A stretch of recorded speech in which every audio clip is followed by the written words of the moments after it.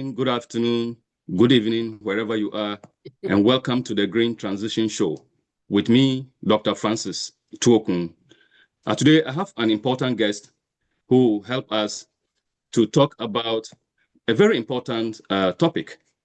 We are going to look at environmental campaigning. How do we campaign to support or to address issues related to the environment? So we're going to look at the tools, the tactics that are involved in environmental campaigning and advocacy. With me is Catherine Corkery. Catherine is the New Hampshire chapter director of Sierra Club. She's been doing environmental advocacy and campaign for over 20 years, several years. So she's very well experienced. And I had the opportunity to meet her a few years ago when I was living in New Hampshire in the United States. She's been very supportive, helpful in my career journey. And so, Catherine, you are very welcome to the show. Thank you so much. I'm excited to be here.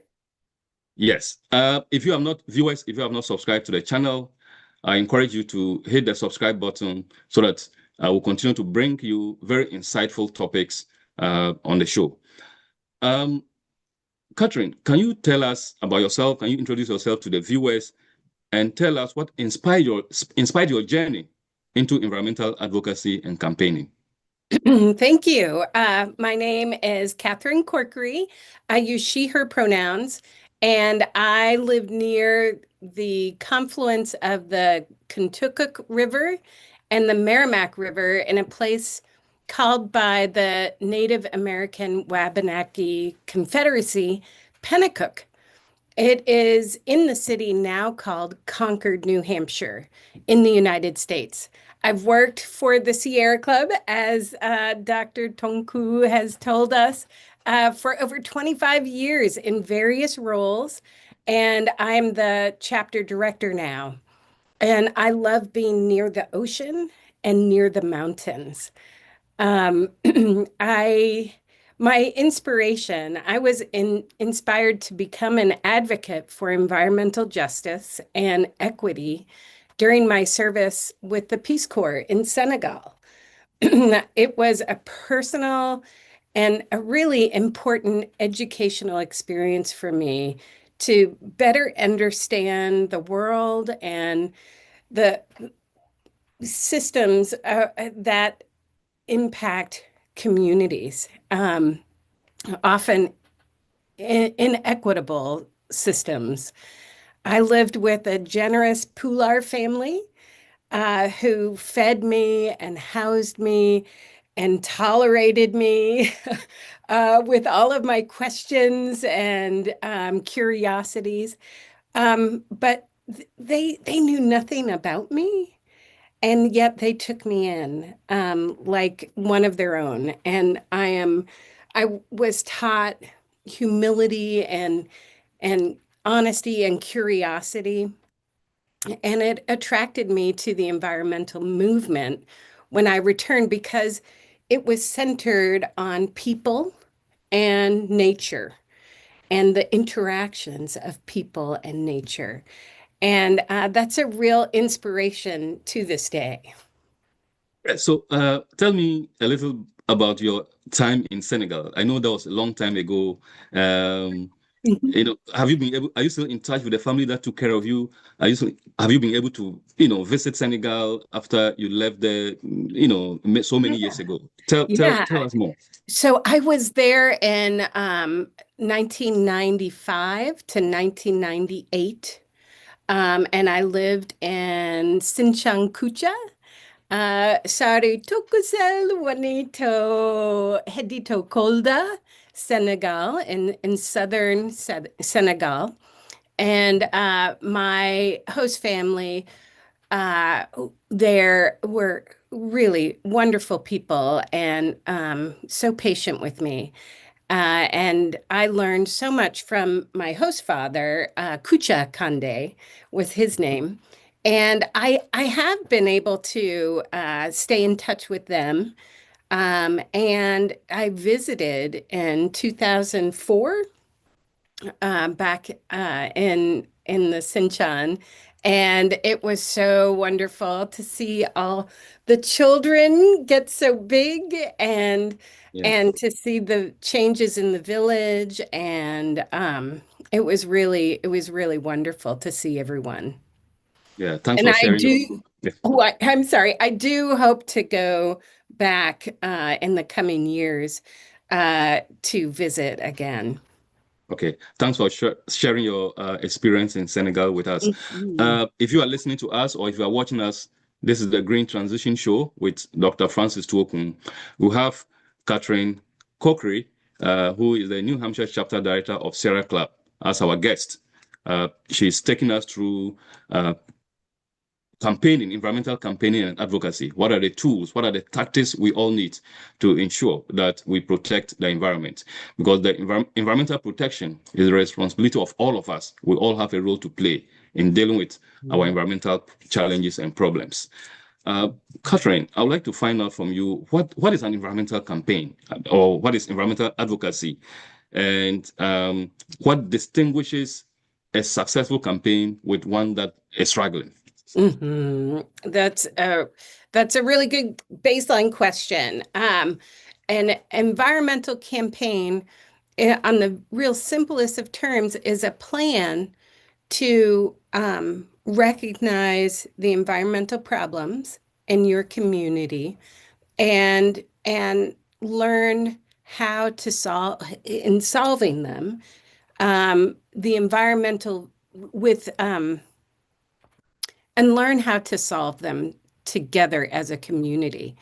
And you base your environmental values using metrics and a timeline to mark progress and tactics and strategies that are applicable to your community. Like what makes sense in your community to address these problems, because every community is different, and every community knows best how to solve those problems. And sometimes it takes more people to understand those problems. So a successful campaign has it can struggle, or a campaign that struggles, maybe it doesn't have the right tactic. Maybe it doesn't have the correct decision maker. And or maybe the step, the goal is too vague and people aren't understanding what it is you're trying to do. And elements of transparency, elements of trust need to be developed in order for a campaign to be successful. Um, one of the things that we use, and I do have a link here, if that is helpful. One of the things that we use to help sort of ground our campaigns is something called the Hermes Principles. This was developed in 1996 with the Southwest Network for Environmental and Economic Justice in Jemez, New Mexico. A number of environmental groups and human rights groups got together and put together these principles.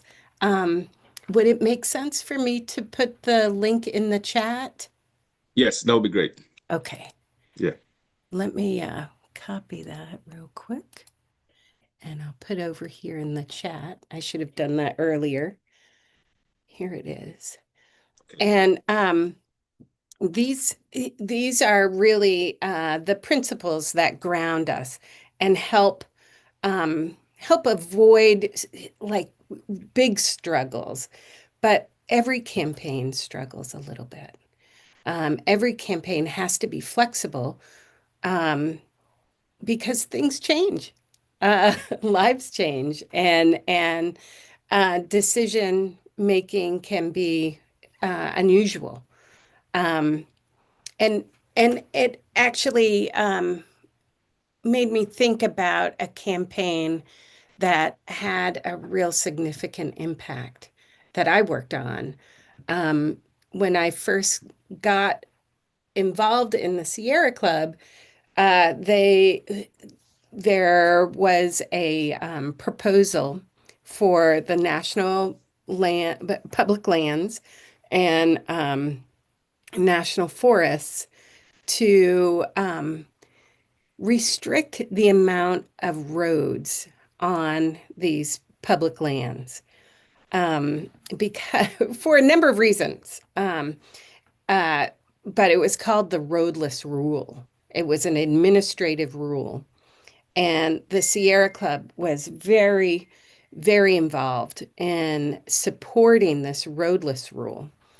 And it was a it was a bipartisan proposal.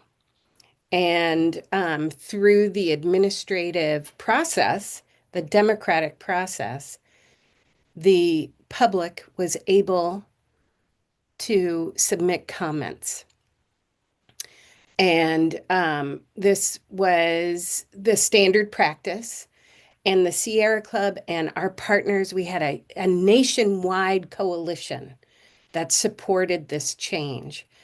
We got, we asked the Forest Service to hold numerous public hearings because national forests and national public lands are across the country. You couldn't have just one public hearing, and this was before Zoom, so you couldn't zoom in. And they had a number of public hearings, and Sierra Club and the groups, and myself included, were able to get over 1 million public comments submitted to the Forest Service, the federal agency that was proposing this new rule that would restrict roads in these public lands. And it was the first time ever that the Forest Service got so many comments. And it took them a long time to evaluate and review all of those comments. But when they were finished, they found that like 97% of those comments were in support of this new rule. And that was an exciting and very meaningful campaign that I participated in. And it was the early 2000s. And I bring it up because this current administration wants to reverse that rule this year. And so as even the most successful campaigns, they only last as long as you can support them. And so here we are again talking about the roadless rule for public lands in the United States, and we're at step one all over again. So even the most successful campaigns are only as good as they last. And then you have to take up all of what you knew and learned from years ago and apply them all over again. So successful campaigns and campaigns that struggle all have all can get wins, but they are also vulnerable to changes. Okay, thanks for that, and particularly for sharing an example of a successful campaign you've participated in or taken part in. I would like to know, I know you mentioned some of the stages, Mm, but what are the stages involved in coming out or coming up with an environmental campaign from the idea stage to the impact? What are the stages? absolutely. So as I shared the HEMES principles, they are real grounding for understanding and establishing a good campaign. And there are six principles in it. And I actually have this poster up on my wall. uh, the first one is to be inclusive. And um, and this second one and the third one are all parts of that being inclusive. So emphasizing the bottom up organizing, so listening to the people who are the most impacted. And the third one is to let those community members speak for themselves. Um, and and then number four is to work together in solidarity and mutuality, so that everyone is participating and has a meaningful part in the campaign. Number five is to build just relationships among ourselves so that there isn't any taking advantage of or feelings of being taken advantage. And then lastly, and this is for all of the participants, is to commit to our own transformation, that we will learn new things Yeah. and that we will act on those things. And so what do those principles, how do those principles direct us? So building a community of mutuality and trust is so important.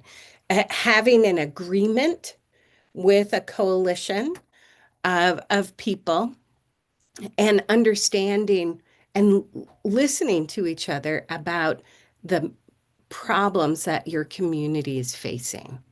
If it is clean water, if it is dirty air or unhealthy air, or if there is a contamination of food like fish, or a loss of access to food, to farming. Um, Understanding and listening to each other is the first step, right? Yeah. And having an agreement to work together, and and to build a strategy that measures your progress and is flexible. It takes time, but it's critical. And it doesn't have to be perfect. That's where the flexibility comes in. You try something. If it doesn't work, you try something else. Um, and and then uh, once you have an idea to work together, one of the first things that we do from there is having an analysis of the external factors. So we call it a pestle analysis, and that stands for political, economic, social, technical, legal, and environmental analysis. Um, and and you do this in collaboration. You look at the political landscape. Who's got the power to on the issue that you are focused on? Who are the decision makers? Are they elected people, or is it a bureaucratic process? Um, is there a court action that you could take and use your legal tactic to get what you want? What are who's involved? Who are the people that support your campaign? Who are the people who can do the work? And who are you missing? I always ask that question. Who isn't here? Because without them, we won't get their perspective and we won't have an essential part of the solution. And it also helps identify your detractors. And maybe there are these funny people in the middle who have no idea. Yeah. And so there's room for that education. And then a few more steps uh, that we go through is once we have an idea of who's out there and what the problem is, who can help us, who is not going to help us, and who our decision maker is, we want more people. We want to recruit more people and understand their perspective about this issue. And by having more people, we hope to have democracy on our side to help us with the democratic process. And if there's voting, we're going to vote for clean water. We're going to vote for clean energy. And then we start looking at tactics. Right. All right. Yep. And maybe the goal is to deny a permit or to support a permit. Maybe the goal is an administrative rule like the roadless rule. Or maybe it is a court case, which in that case, you have to be really careful because a judge doesn't get voters usually, and they have to be there has to be some distance between the decision maker there. But still, if that's the legal tactic, you got to use it. Or maybe it's a budget item. Whatever it is, being focused, knowing that timeline, and then creating opportunities before that decision happens. Um, and sometimes the decision moves back and forth, or Yeah.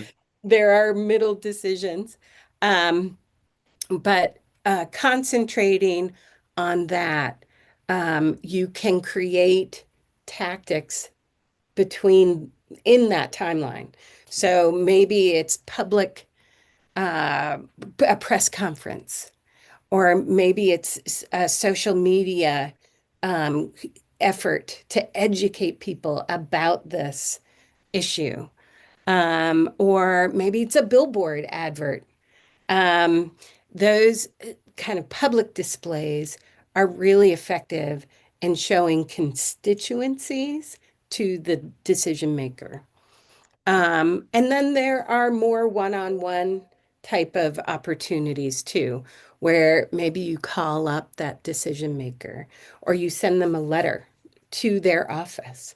There are lots of postcard campaigns, right? Those aren't seen in the public array until you tell them about it, right? Yeah. Maybe there's something in the newspaper. But all of these tactics, you can be really creative. Some people have done parades with puppets and banners, and um, other folks have done rallies, or they've got petitions signed and they send it in to the governor. All of these types of ideas are great, and every community will be a little bit different, and Yeah. they'll put their own spin on it. Okay. Thank you very much for that detailed conversation on the stages involved in successful campaign. Now, viewers, if you are watching us, this is the Green Transition Show with me, Dr. Francis Tuokun. Our guest today is Catherine Corkery, who is the New Hampshire chapter director of Sierra Club. Catherine, you've been involved in environmental campaigns and advocacy for almost 30 years.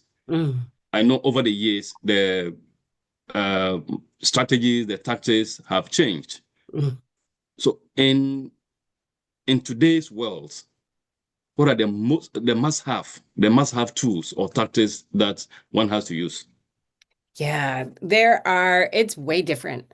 And there are so many online tools and software that folks can use.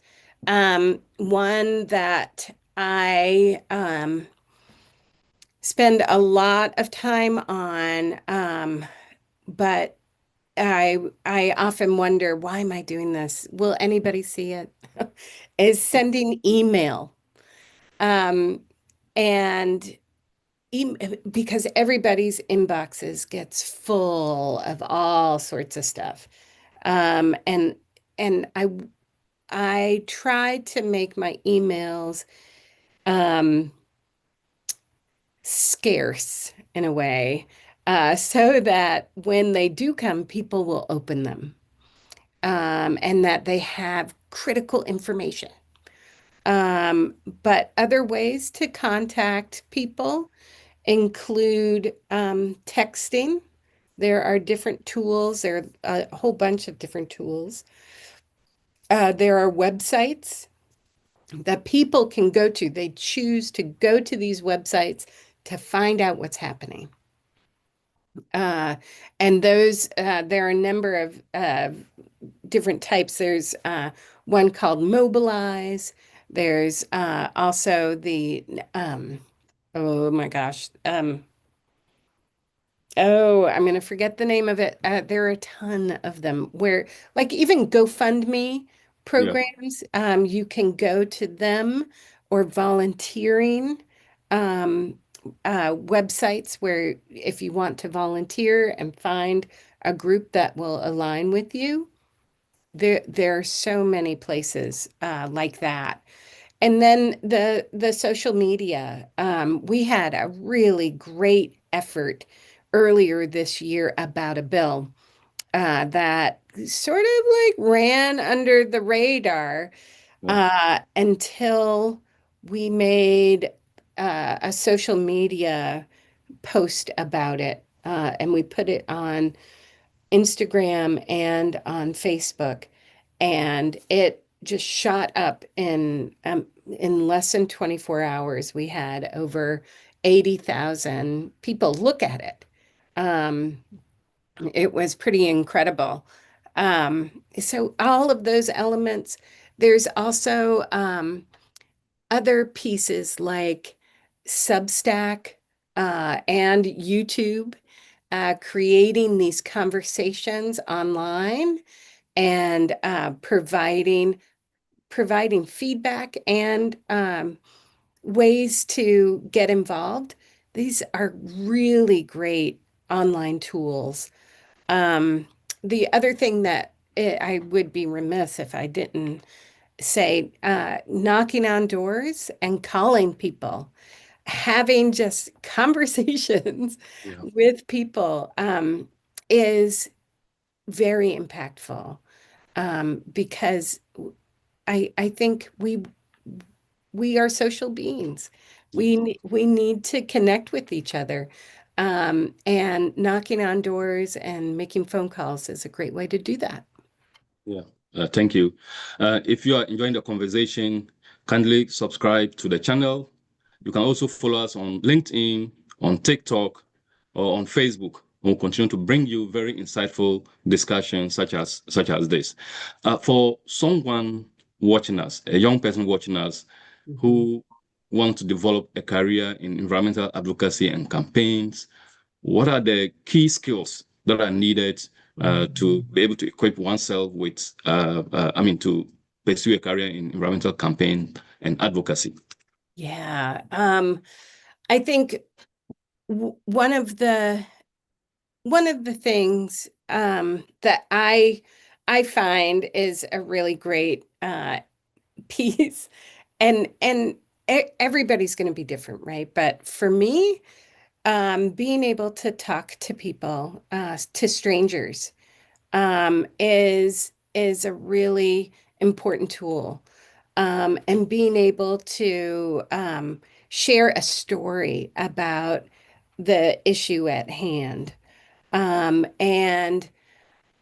and the thing is, you can do that lots of different ways. I just have this big mouth that I am able to talk to a lot of people. But that conversation is also in these social media tools. Being able to, if you're an artist, being able to depict a story with drawings or paint and different art forms is so important. Being able to depict these issues on social media with the visual or with graphs or with other types of tools that really help people understand these issues is so important. And I think there's also Sierra Club has a whole cadre of researchers who look at the policies and who see the trends. Economists are so important to this too. Like, where's all the money going? How is it that, these things get funded, but these other things are not getting funded? So there really is room for everyone in this advocacy. So briefly, you talked about storytelling. How important is storytelling in Mm. environmental campaigns and advocacy? It is critical, because especially for like big issues like climate change, Yeah. how can I impact that? I'm just one person here. Being able to boil that down into a relatable step, and helping people understand and sift through all the noise that we hear about climate change, that we hear about these toxic chemicals, being able to really help focus and tell a real story that isn't from the polluter, that isn't from uh, uh, the industry, is hard to get. Uh, and when Yeah. it comes from your neighbor or someone you trust, it's really different. And it lands in that place of trust. Yeah. In environmental campaigns or advocacy, you earlier talked about dealing with different stakeholders or diverse stakeholders. You may Mhm, come across some group of people who may resist your mhm, campaigns. Some may oppose whatever you are doing. mhm, So how do you handle these diverse stakeholders, mhm. some resisting your campaigns, and how do you handle that? That's a good question. And sometimes it's within your coalition, right? Yeah, Um, and if it's in your coalition, that is a good time to think about your strategy and have everybody come back together and review those agreements that you had already. And maybe this is the time to be a little more flexible and make a change. Maybe your strategy wasn't as good as you thought. And now is the time to regroup and shift if you need to, make adjustments if you need to. Um, and when there are outside groups who are don't agree with you, and there's always somebody, yeah, yeah, um, that is why that's part of the reason why we do the pistol analysis in the beginning. So we can identify that landscape, look at the whole landscape of your friends and maybe not your friends and some of those middle people, and you can prepare because you can there is sort of the usual suspects out there who will not agree with you. So how you want to start early in preparing for that resistance, for newcomers, or for unexpected, or say you had someone you thought was on your friend's side turn around and it turns out they're not. Then you need to rethink and really try to make some adjustments to find out why they changed, and and problem solve. Maybe they changed for a good reason. Maybe they didn't. But that is the job of the coalition to try to understand. And when we talk about a community, we know each other. We know where we go to the gym. We know who where the kids go to school. We know each other, and learning and listening from each other has to come from a place of trust, and that's really um, I think those have been the best solutions to that kind of discourse. But how do you balance Mm, activism with diplomacy? In other mm, words, how do you engage policymakers without losing momentum at the mm. grassroots level? That is a really good question. And diplomacy's hard, especially for people who do not have a lot of experience at the decision maker level. And I think part of it is making sure that people are speaking for themselves and are valued for that work. So if it's hobnobbing with the decision makers or the donors or the who's is and what's is, it is just as important to work with the grassroots who are not up there, who don't have that access, or over there, who don't have the access with the political or decision makers, but who are impacted directly by these issues. And having valuing the that voice, and knowing, and I think everyone understands that when you go to a baseball game, you act one way. And when you go to church, you act another way. And when you go to the supermarket, you act still another way. And understanding how in a campaign, everyone has a muscle, everyone has a skill, and all of our skills together lifts our campaign. And valuing all of those different muscles is really important for people to have a meaningful contribution. And I think one way to do that is to recognize that the one skill is for one audience, another skill is for another audience, but all of those things together really are part of the whole thing. Does that make Viewers, sense?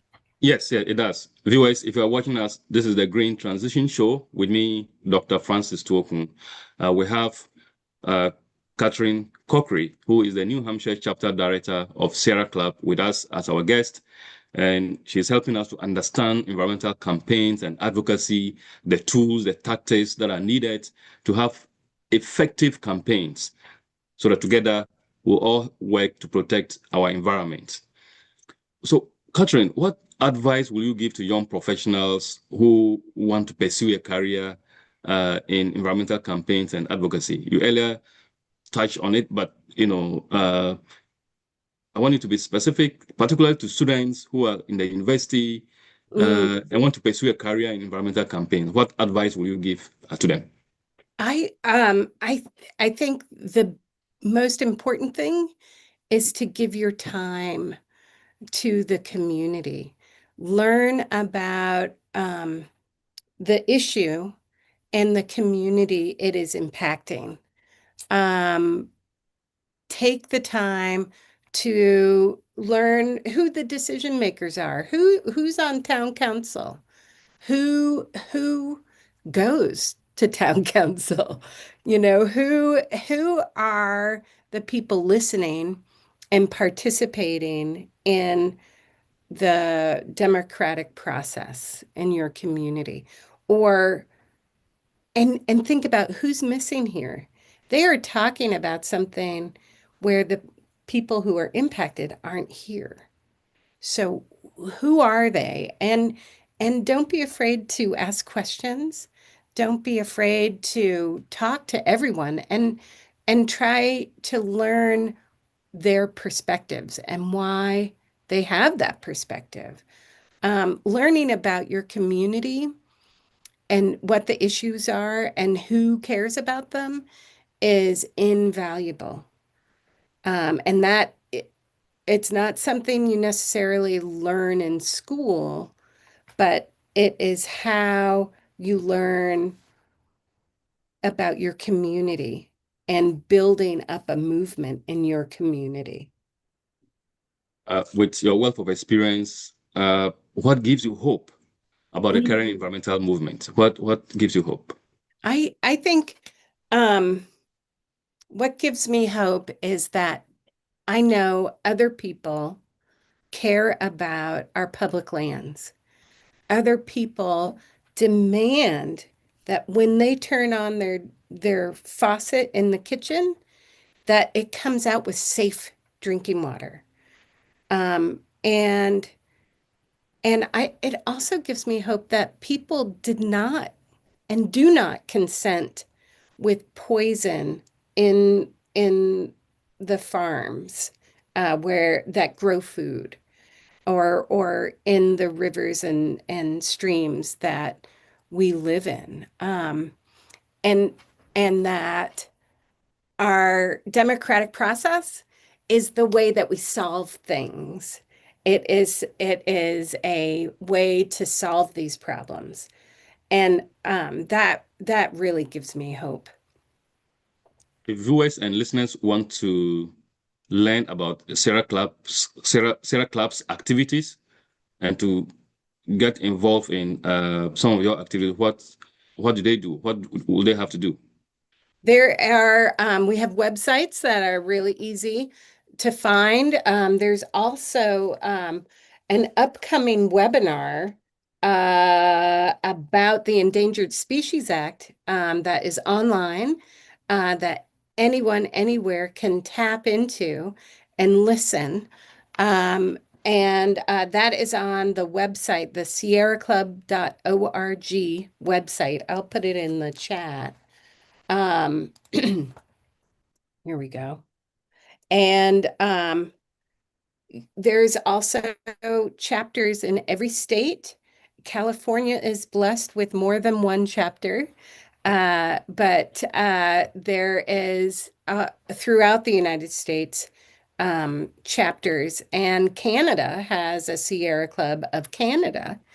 But there's also all these online tools that folks can participate in, and you are welcome to use it.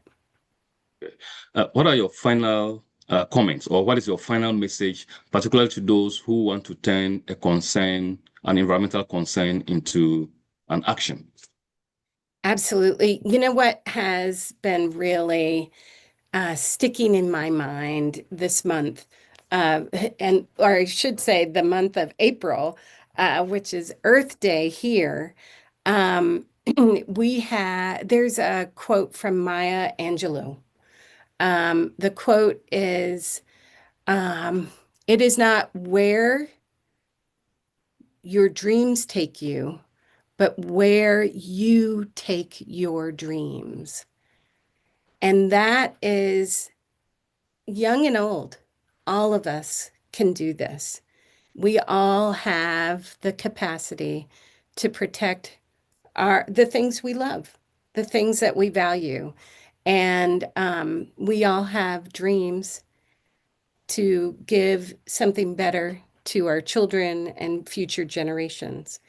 And it's up to us whether or not we do that. So I ask all of you to take your dreams and make them reality. Yeah, that's very powerful.